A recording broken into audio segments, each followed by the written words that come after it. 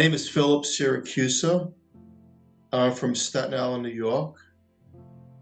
And my near-death experience happened in 1981. It was a routine visit at the dentist office my mom had taken me. And it was just a regular checkup.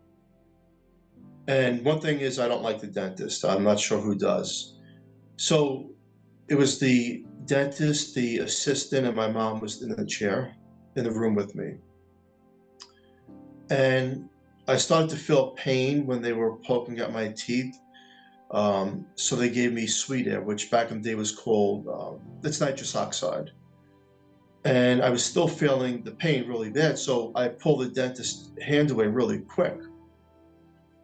And then the dentist says to the assistant, turn up the sweet air, nitrous oxide, and they turned it up. And then about 30, 40 seconds later, I felt myself levitating out of my body. And I'm on the ceiling looking down, and I see the dentist, the assistant, my mom, like, hello, hello, I'm up here, can you see me? But my body was in the dentist chair. And I was being pulled through some type of gravitational force. I was pulled through the ceiling of the dentist office up into the sky.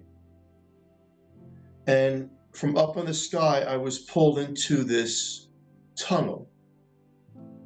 And the tunnel was like this big circular opening that came from nowhere. It just opened up, and I was pulled in like a vacuum cleaner hose. I was sucked right through it very, very fast. It's very windy, very fast. And I started to lose the part of who I was in that dentist chair. And I started to take in a different vibrational feeling of myself. And the tunnel's very long. It was windy, and it was just kept going on and very, very fast. And then I started to slow down. And then I started to hear melodies. And then I started to see in a far distance, as if I was looking through a pipe, a crack of light way in the distance. So if I had to give an explanation, it was like 100 miles away. Through the spirit eye, I'm seeing this, because the physical body is no longer there. Now I'm being pulled really quick again through the tunnel, and then comes this tremendous opening. I'm opened up into this beautiful, magnificent sky, crystal blue, absolutely incredible, to the point of you can see through the sky and feel the vibration of love through it. And I go through these gates, and the gates are very, very high and wide, miles high, miles tall.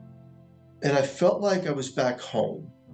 And it's hard to understand, but I felt like I'm home.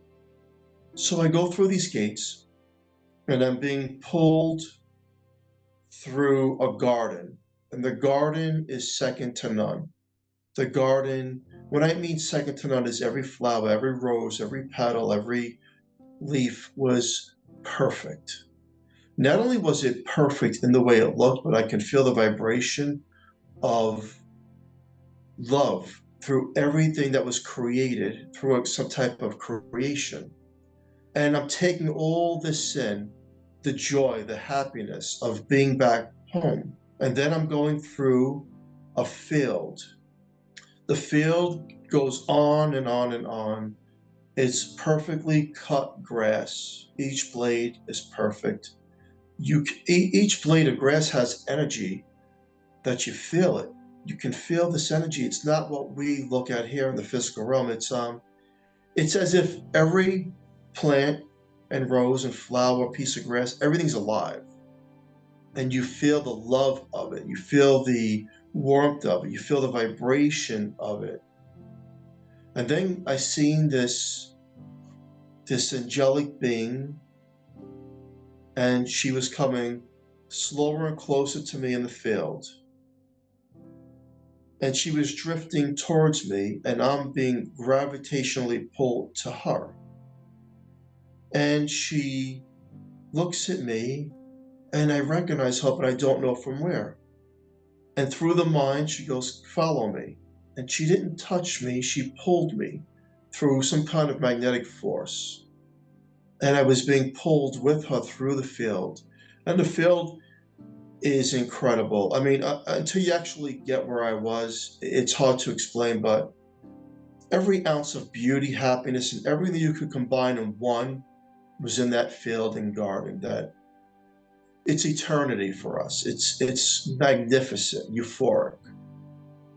So she's pulling me. Now, there's no time on that side, the spiritual realm. And she pulls me into a park scenery. And I'm being pulled, and I see a bench, a park bench, with two elderly people from the back. And then she goes away, this young angelic female being, and I'm like, come back, don't leave me, through the mind now. It's all through a form of telepathy. The two elderly people turn around, and it's my grandparents. Now, to the left is my grandfather, who I never met because he died before I was born. And to the right was my grandmother, who died earlier in 1981. And I remember saying, "Grandpa," and he goes, "Hello, Sonny." And I says, "Grandma," and she looked at me. Now, when I say elderly, they looked a perfect elderly. It's not like a 70 or 80-year-old that you would look in the physical realm. It was a glowing age that I would recognize them. And they smiled, but my grandma pointed her finger and says, "Go back." And then my grandfather says to her, "What's Philip doing here?" And then I was pulled backwards through this gravitational pull, and I'm being pulled into the tunnel, and I'm going back really fast again in reverse. Through my subconscious mind, my spirit mind, I don't want to go back to the physical realm. I want to be in heaven, home, where they are, because the feeling you get there is an unconditional love. So I stopped in the tunnel, and the tunnel was dark. Being in the tunnel is like being lost, null void in darkness, and no one ever finds you because you feel like you never were, you never are. You're just lost into this mysterious, mystical universe of the other side that goes on to infinity, and you're never going to be seen or heard or anything. But you could hear your own thoughts through the consciousness. And I started to think, I want to go back through the minds. I want to go back to heaven. And I'm pulling myself through the mind. And I pull myself right back to that tremendous, beautiful light, to the open sky, and that feeling of peace within my soul. And then one more time, I'm pulled back in reverse, as if the message was clear and I had to come back to the physical realm. And I remember being pulled through the tunnel really fast, really dark.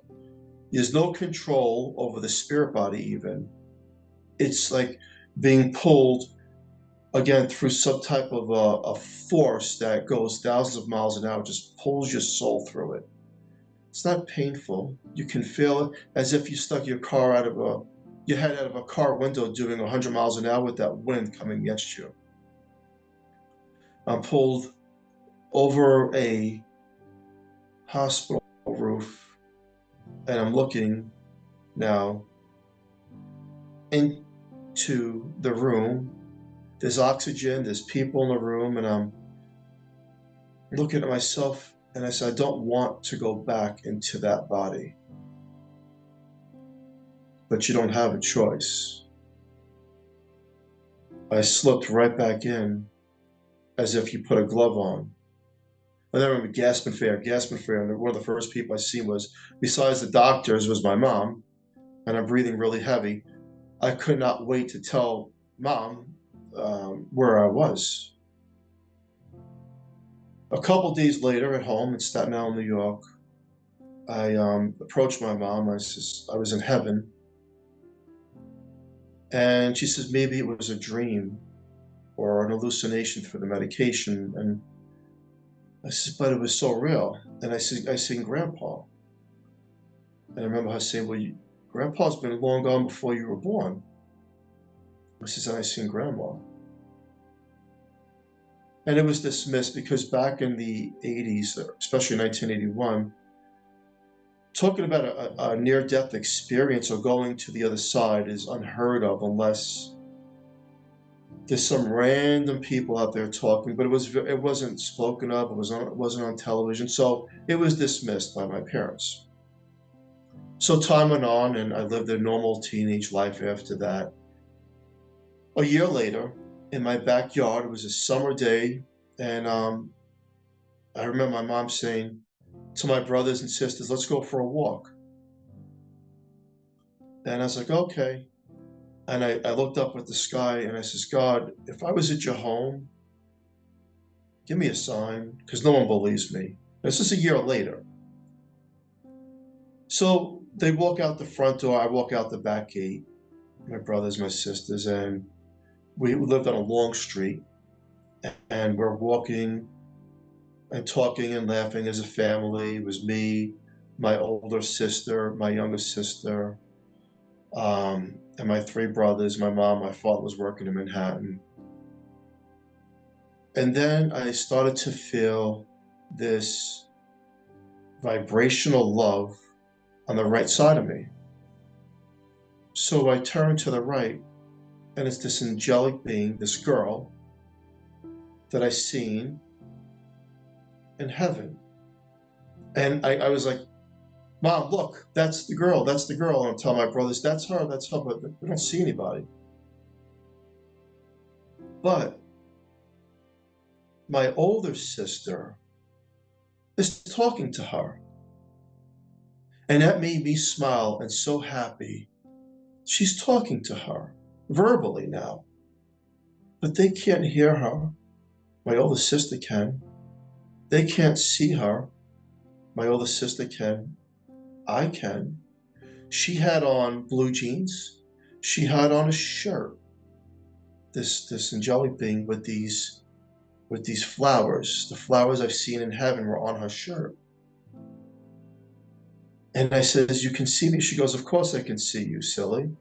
And when she talked, now this is audible now. I felt that love that I felt on the other side, that it's such peace and tranquility.